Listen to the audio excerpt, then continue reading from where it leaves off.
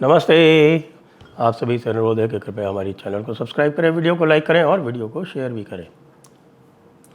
एक बड़ी ज़बरदस्त सूचना आई है कि एक विदेशी मैगज़ीन ने, विदेशी विश्लेषक ने तुलना की अमेरिकन एंटी डिफेंस सिस्टम की और भारतीय एंटी डिफेंस सिस्टम की, एयर डिफेंस सिस्टम की।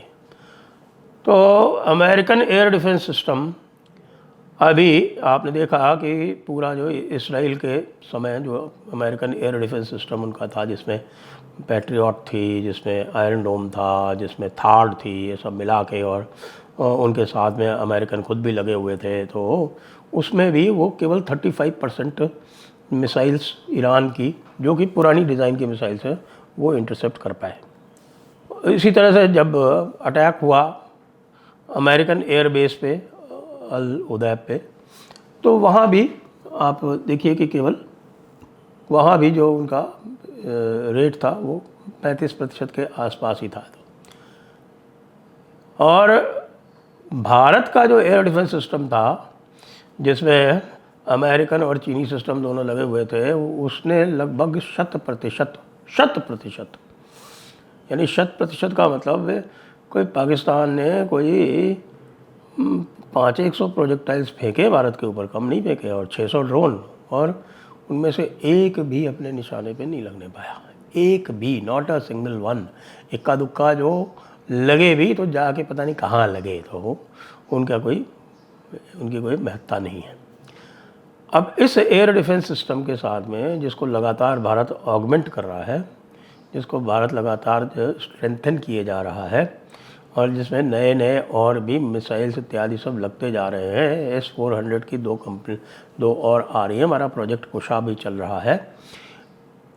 उस लगभग इम्प्रेग्नेबल, जिसको बोलते हैं ना, अभेद्य एयर डिफेंस सिस्टम के साथ में जो भारत का अटैक था, वो आपने देखा कितना अचूक था।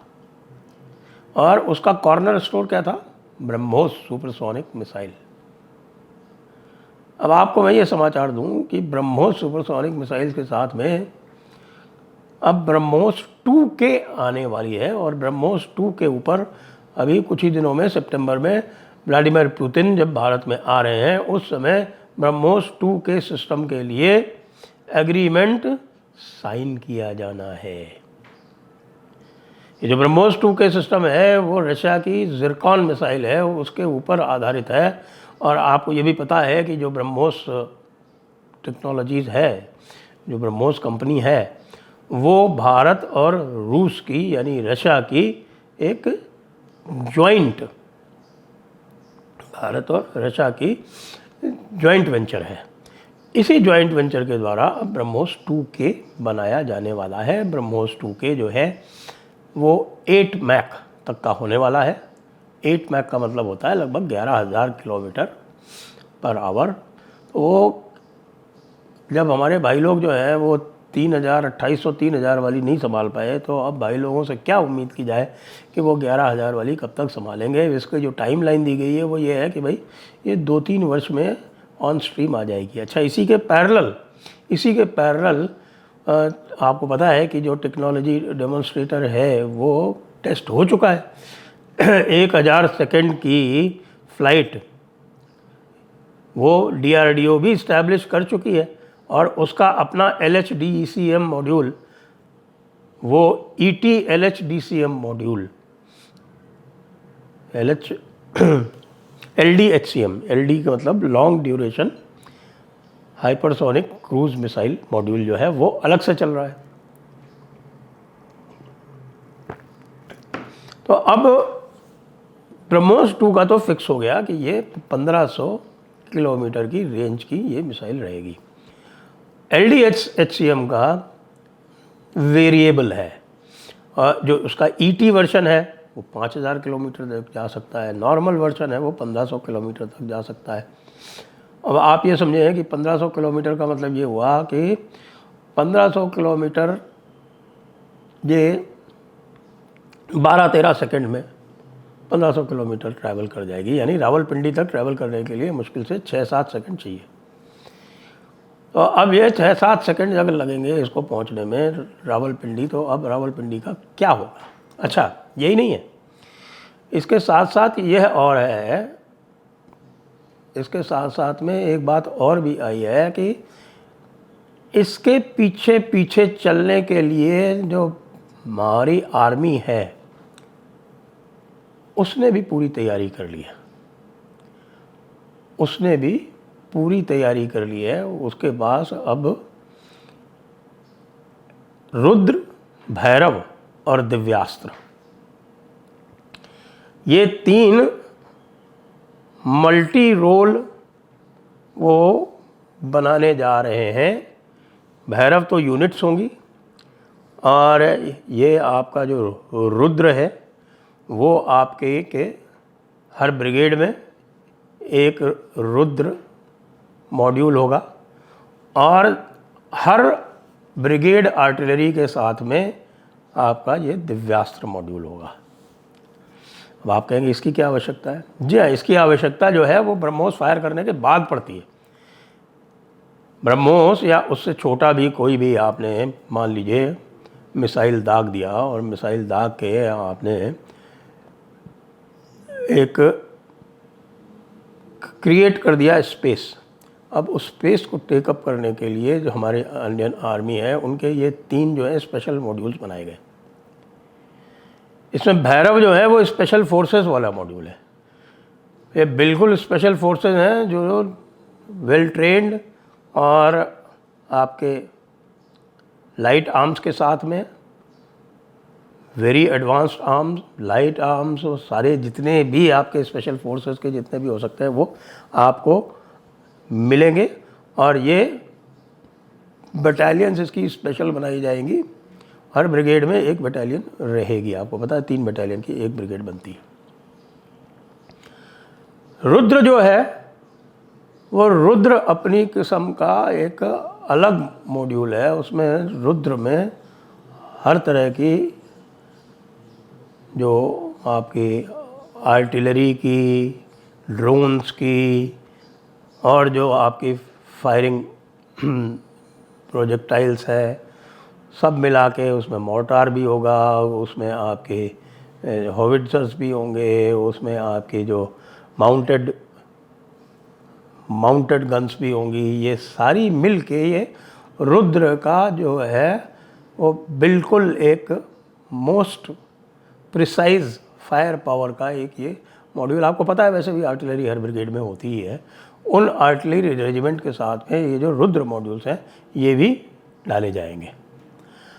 अच्छा, रुद्र के बाद में अब ये दिव्यास्त्र वाली बात आई है। दिव्यास्त्र जो है ये स्पेशल आर्टिलरी यूनिट्स हैं। स्पेशल आर्टिलरी यूनिट्स में इसमें आपके पास कामिकाज़े ड्रोन्स भी होंगे, इसमें आपके पास 2 दूसरे ड्रोन्स भी होंगे, इसमें आपके जो है वो आर्टिलरी यूनिट्स भी होंगी जो आपकी इस समय की जो कन्वेंशनल आर्टिलरी यूनिट्स हैं उनके साथ में ये पूरा दिव्यास्त्र मॉड्यूल बनाया जाएगा। ये क्यों बनाया जा रहा है?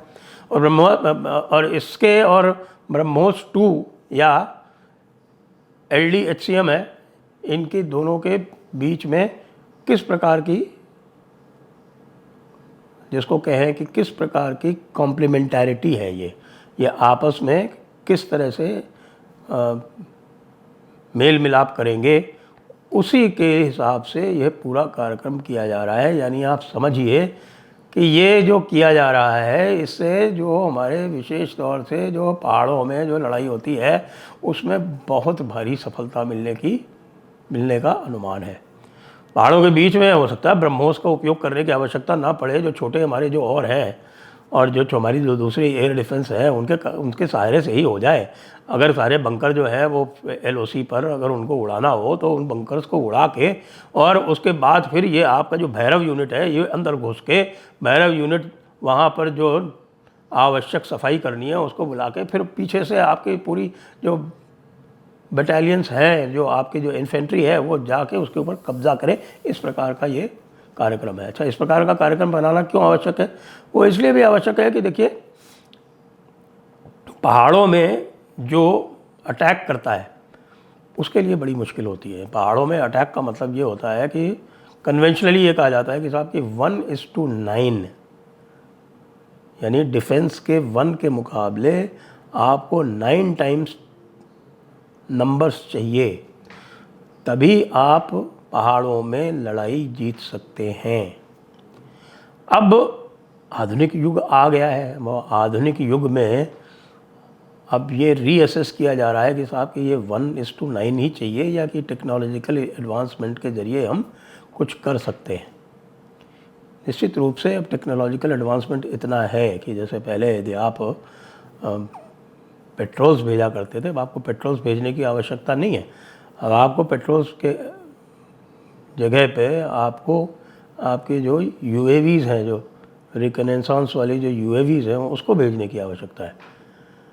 तो यूएवी से जहाँ काम चल रहा है वहाँ पे इनकी ज़रूरत नहीं है। तो संभवतः ये प्रयास हो रहा है कि इसको 1:3 तक ले जाया जाए, जो 1:3 सुपीरियरिटी हम पहाड़ों में इस्टेब्लिश कर सकते हैं और इसी के सहारे हम पीओजेके को प्राप्त कर सकते हैं। तो ये जो सारी चीज़ें देख रहे हैं आप, इसको आप पीओजेके के कॉन्सेप्ट कॉन्टेक्स्ट में देखिए।